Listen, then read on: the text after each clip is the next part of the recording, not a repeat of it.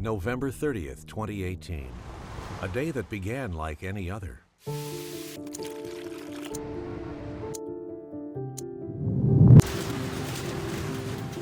Until the moment You guys, let's get out of here. everything changed. Let's get out of here. You guys, let's get out. Everybody outside. A 7.1 magnitude earthquake jolts South Central, causing panic Man, I gotta get to my son. and devastation. The earthquake damage here was seen around the world. Dramatic video tonight of this morning's earthquake. Followed by months of recovery. When the earthquake hit, our world changed completely. It's the day the earth shook Even the footage doesn't do it justice because the room is literally going side to side and you can feel it. and didn't seem to stop. We have seen probably more than a dozen aftershocks at this point from the initial quake. From dire warnings to lessons learned. Again, if you're in a safe spot, your gas is turned off in your home, there's no immediate threat in your home, even if the power's out, that is still the safest place for you. Now, 5 years later, Alaska's news source revisits the quake's destruction, its impacts, and what you can do to be better prepared for the next one.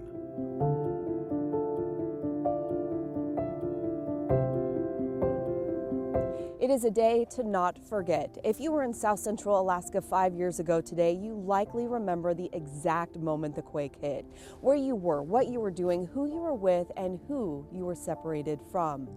It was a tough day, but a day important lessons were learned that will hopefully be passed on to generations to come. Now, over the next 30 minutes, we'll look back at the impacts, to the lessons we learned, how much better prepared we are today, and how much more work needs to be done. It was a quiet Friday morning in South Central Alaska. The sun's still down and fresh snow was on the ground. People just getting the day started when everything changed. Man, I gotta get to my son. The largest quake to hit South Central since 1964. Not a drill this time. Practice became reality for survival. Oh my God. Searching for protection. Seconds feeling like minutes. Drop, cover, hold on, and wait. For some, it was an instinct to run, confusion, fear, and adrenaline all kicking in. It's an earthquake. It's an earthquake. Oh my God. The power was out and phone lines were down, but limited information started coming in. The quake, initially confirmed as a 7.0, a tsunami warning issued for the coast. And the ground was still moving. 7 major aftershocks, including a 5.7, just minutes later. 45 additional quakes of magnitude 4.0 or higher. In total, at least 300 aftershocks felt in the following days and weeks, each one bringing us right back to 8:29 a.m. The streets were gridlocked with people trying to get across town to their loved ones. Every single school does have some type of damage. In the following hours, reports of the damage started coming in. Roads caved to the shock, taking cars with them. Some hillsides couldn't hold up to the shaking. And I was just running around trying to find a way out. Homes and buildings suffering major damage with people inside. Definitely made me think a little bit more about my life.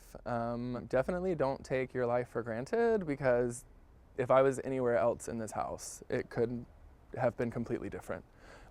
Anywhere else. As families were putting their homes back together, first responders were out fighting fires and helping with medical emergencies. Some injuries, but no deaths. It was like something out of a movie. I called my mom. I was like, yo, Mom, it was an earthquake. I love you. They said it's a tsunami. I was all, hysterical, of course, breathing all heavy. It was crazy. I called 911 immediately. Like, yo, the house, the church is on fire. How are you today, big guy? As the hours went on, more help arrived, with many caring for children separated from their parents. Wait! Thanks, Ralph. They're tricking me. Grocery stores became full and the shelves empty as the search for water and food began. And in the years to come, scientists from around the world would flock to Anchorage to study this powerful quake, rupturing 10 miles high, 12 miles wide, inside a subducting plate 35 miles below the Earth's surface, just 7 miles north of downtown Anchorage. It's rare that you get such a dense urban seismic network of strong motion instruments in a city like Anchorage that records a big magnitude 7 earthquake like that. And now, 5 years later, there are little signs this quake ever happened. The roads and damaged buildings are rebuilt, land restored, but the memory stays the same, and the lessons have been learned. When disaster strikes, what matters most is, of course, not the material things. It's the safety of our loved ones and the people we're with.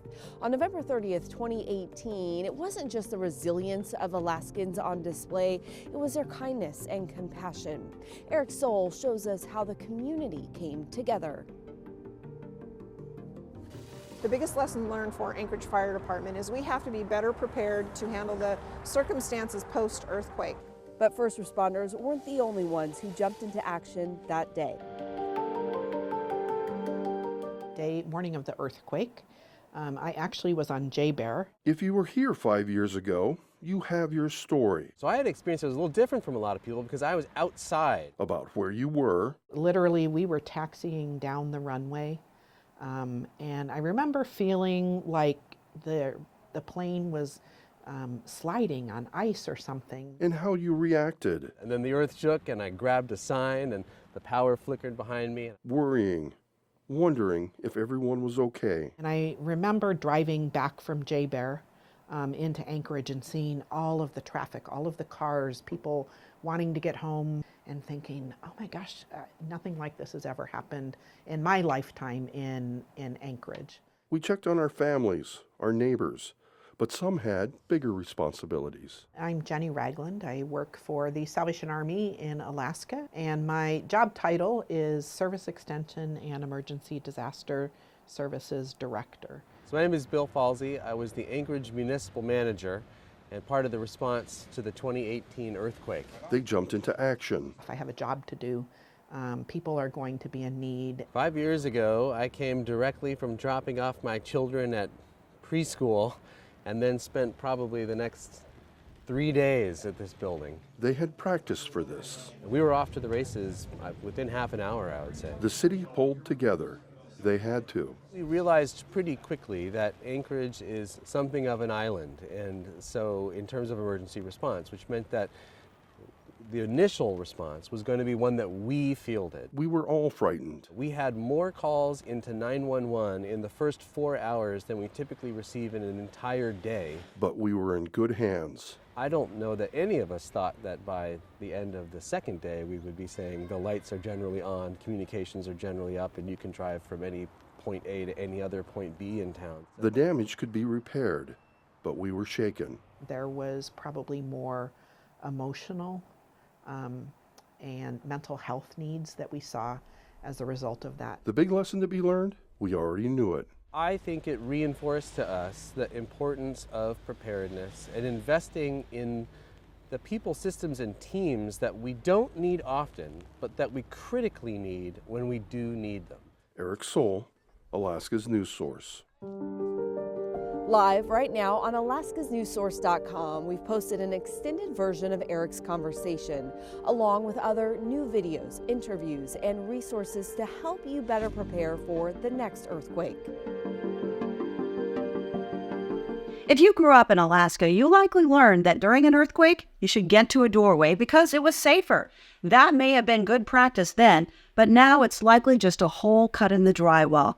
So what should you do in the event of an earthquake? Well, that depends largely on where you are. One fundamental rule, though, wherever you are, stay there. So if the shaking wakes you while you're in bed, the best thing to do is stay there and cover your head with a pillow. Find a sturdy piece of furniture that you can get underneath. And if that's not possible, crouch next to a piece of furniture and make sure to cover your head. And also, steer clear of windows and any objects that might fall on you. From then, it's just the basic rule of drop, cover, and hold on. If you're outside, stay outside and stay away from trees and power lines. If you're in your car, stay there and try to get off or away from bridges if it's safe to do so. Remember, the biggest danger in an earthquake is from falling or flying objects.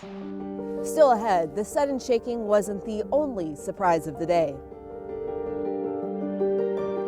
There were no fatalities, only minimal injuries. We should be thankful that it was only stuff that got broken and not people. Following the earthquake, Alaska quickly became an example in the world of infrastructure. Our investigative team will take a look at the state's earthquake systems when we return.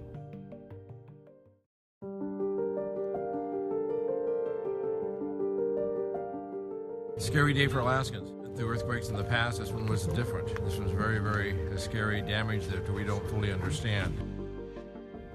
There are other areas of the world where a magnitude 7.1 earthquake would have brought whole cities crumbling. In fact, there have been instances where earthquakes of lesser magnitudes have killed hundreds. But in Alaska, that was not the case. And look at how fast we got back on our feet, right? Just a few days, roads were repaired, things were functional, utilities were back online. And when you compare that to a 7.2 or a 7.4 earthquake anywhere else in the world, it's a matter of counting how many people died and how many months or years it's going to take to get back to normal. The damage was bad, but it could have been so much worse. There are, however, still concerns that structural problems exist. Rebecca Palsha investigates where that system is. In the days and the weeks after the earthquake, Alaskans reflected on what worked and what failed. In a city as large as Anchorage, in a state that has an earthquake every 15 minutes, when the big ones happen, we all remember the cracks, the swaying, the cleaning, and the fear of aftershocks. No one wants to experience it again. But did we make any changes to improve safety? Are we in a better place now than we were then? I don't think so, because nothing has really changed in those 5 years. The repairs were made, but as far as improving building codes or inspections, so we were not any safer today than we were 5 years ago? No lessons were learned? If they have been, it's not by changes of code, it's maybe changes of practice of the people. But in one very important way, the Port of Alaska says the quake backed up what it has said all along. There was a lot of concerns about how the corroded wharf piles would respond, and they did exactly what everybody was afraid they were going to do. Not enough to bring the facility out of service, but enough to get our attention for certain that if we didn't think we had evidence that we needed to do a modernization program, which is really replace all the docks, that was certainly validated by that. The Port of Alaska director says there were no seismic standards on the docks when they were originally constructed. And that kind of situation would not be permitted today. That's led to an expansive modernization program for a place that handles 3.9 million tons of fuel and cargo in 2018. We are still talking about it somewhere in the neighborhood of $1.8 to $2 billion. We're not far enough along in the design work to have any more of a degree of certainty than just that at this stage of the game. Engineers also say that as new buildings are constructed in Anchorage, building owners now proactively look to improve safety. We have owners coming in and asking us not only to design new buildings, but what we're seeing is people asking us to upgrade their existing buildings. Previous codes were not as strict. We didn't know as much about engineering. We didn't know as much about earthquakes, say 50 years ago. And it's not required for owners to upgrade to make their building more resilient, but they are wanting to. So what we're seeing is more voluntary upgrades of existing buildings. That's the positive side, but remember, upgrades are not required. But what concerns me or keeps me up at night, if you will, is the older buildings that were designed under previous codes, which means they were designed for likely less load, and their detailing is different, which means how exactly the structural members are put together. We just didn't know as much as a community 50 years ago, 40 years ago even. So that's what concerns me the most. What keeps the port director up at night? Worrying about what might happen if an even larger or longer quake occurs before repairs. I couldn't tell you what would be left. here when it was over. I mean, we're that close. So yeah, having to wait till 2028 or so before we have another new cargo dock that has the same structural integrity as the new petroleum cement terminal, yeah, that gives you pause. The Anchorage School District is another group making upgrades. That one actually fell and hit the locker. That need became clear after the quake when there were huge problems like this. ASD says since the quake, it's assessing all of its 92 buildings, which include more than 4,000 classroom spaces. And so they're a client that has said, you know, we don't have to upgrade our buildings, but we have buildings from the 60s, 70s, 80s, and we know we can do better, frankly, for the kids and the people in the building. Yeah. So they've chosen to do it. But is it a choice others can afford to make? One day, we may find out. We all have the best intentions. How many of us after that 7.1 earthquake said, I'm going to build an emergency kit? But did you? Really? I get it. It can be overwhelming and a little bit intimidating. But keep this phrase in mind. Good, better, best. It doesn't have to be perfect, but let's get some basics going. We're going to start with water. You need 1 gallon per person per day. You can use tap water, just replace it every 6 months. For food, you don't need fancy freeze-dried food. Put the stuff that you like in your kit. Also, remember your pantry is a good source for backup food supplies. A first aid kit. Get one of these, put it with your water so you know exactly where it's at. The next one's a little more difficult for some, but find an alternate heating source. Firewood, a wood stove, maybe a generator, something to keep you warm if the power goes out. And some hygiene products, because you're going to get dirty and you're going to need this. It doesn't have to be perfect, but it is a good place to start. Go to alaskasnewssource.com. We've got links to the list for everything you need in your emergency kit, plus a plan to build the kit slowly so it's not quite so overwhelming. And check out our digital exclusive with Jeremy Zedek with the Alaska Division of Homeland Security and Emergency Management about emergency kits and how having a kit increases your chance of staying in your home. You can find that on alaskasnewssource.com. While 5 years have gone by, there's no doubt Alaskans who experienced this quake will never forget that day and the lessons that came with it. Did you learn any lessons from that day?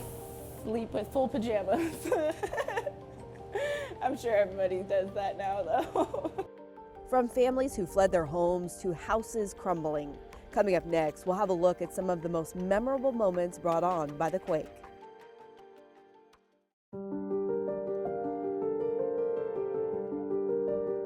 Sitting down at the table and we're just coloring, and all of a sudden I started hearing a noise before I felt a shaking. And a family frightened for their life, reuniting in a tight embrace. It was video that went viral in the weeks and months following the 2018 earthquake. So many of us have stories about where we were and what we were doing when the earthquake struck. And there was a lot of video that circulated from that day, but some stands out more than others. Lauren Maxwell looks back to 2 of the most memorable moments. Some people ran as the walls around them shook. scary, my adrenaline was pumping. I was terrified because I thought that the house was going to collapse on me. So I just started sprinting. The November 30th earthquake did much more than break apart roads and crack house foundations. It fractured our sense of security. It was definitely scary, not knowing what to do. Tony Skilja and his wife Jennifer. The only thought in my head was to get to Sophia and Tony and just get downstairs if you can. Are the young couple in this home security video grabbing their daughter Sophia and escaping their home barefoot in the snow. Imagine the relief that came with that hug. Right when I got out the door and I was with Tony and Sophia, I was just crying. From crying to laughing. My very first thought at that point was, oh, phew, good, it's just an earthquake. Homer resident Tomasz Szelczynski and a friend were on the Minnesota off-ramp heading to the airport when the road started crumbling around them. And then, I realized how bad it was, and oh, it's really an earthquake. 5 years later, it's a great story, but at the time... Yeah, it was a little scary. If his car had been thrown just a little further to the right, Yeah, the way that was positioned, if I had gone off like on that side, we probably wouldn't have made it. Solzhenitsyn says he's not a religious man. Even though I'm atheist, I still think I have a guardian angel that watches over me. But he knows he got lucky that day. Not only did he get his car back, he also made his flight. Lauren Maxwell, Alaska's news source.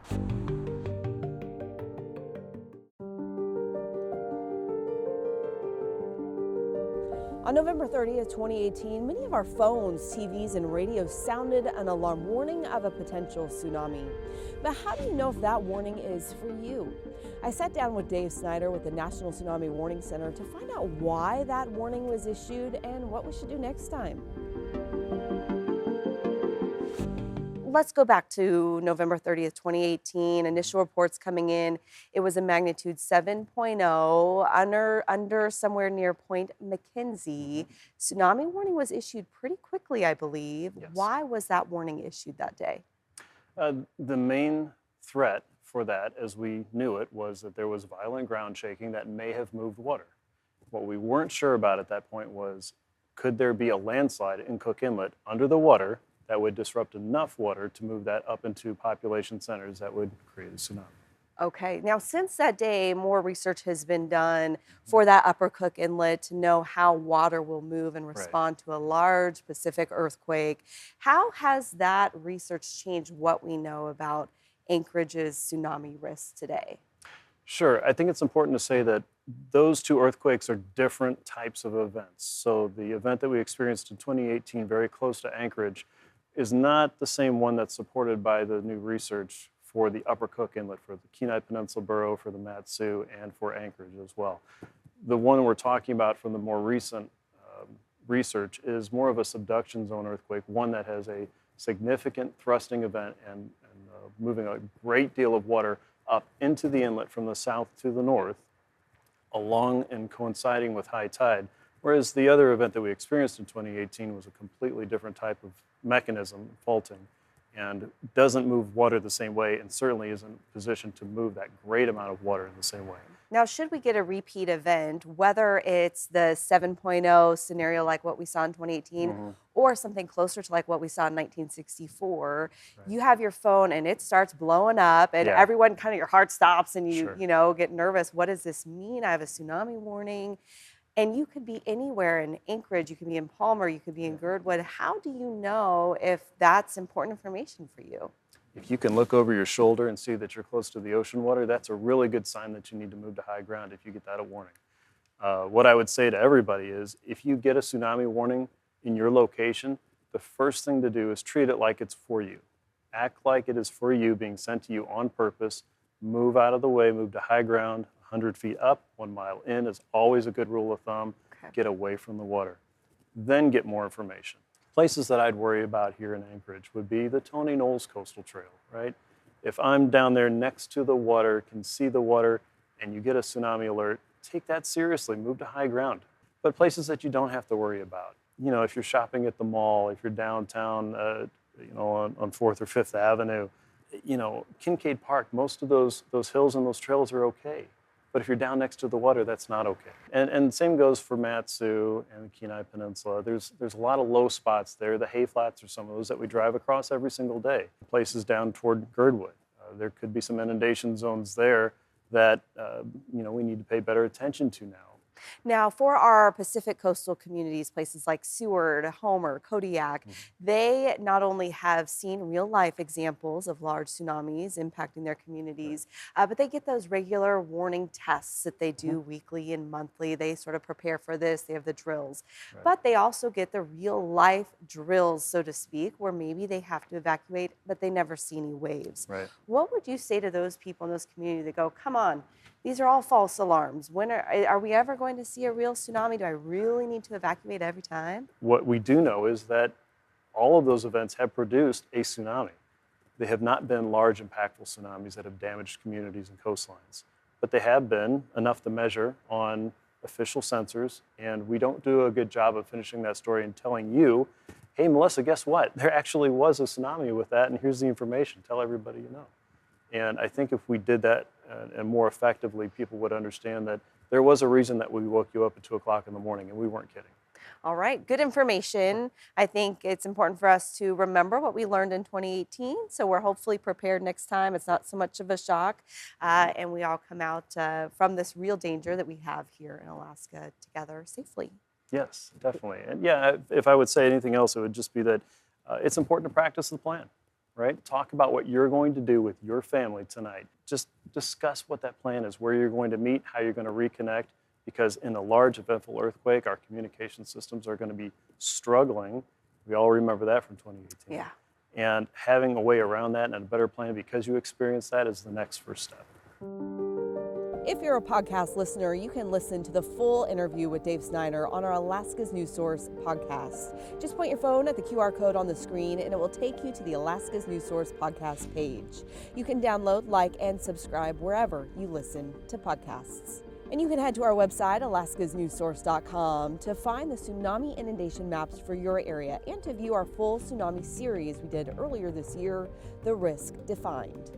As we conclude this special presentation from Alaska's News Source, we hope you take the time to prepare and plan for future earthquakes and tsunamis. For the entire team, I'm Chief Meteorologist Melissa Fry. Thank you for watching.